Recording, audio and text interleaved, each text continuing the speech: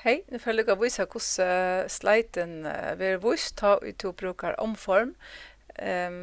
Nu är jag första slide så tar jag så kör pilen ner efter så ser jag nu för jag alla fyra om tror blommor som växer i färgen och fortälja vad det ska till bla bla bla. Först för jag tar så om påskaliljerna och så snackar om henne och så tar jag så trustar jag pilen ett skifte slide så växer och minkar efterhand blommar eller myndirnar eller grafarna eller det som du har gjort brøydingar i. Som du ser så her har vi det som heter omsättning eller skrift av mina framlöv och teatlimar så inte att färra på i bant nu men det är som tentra i så här sliden. Det är en undersöva.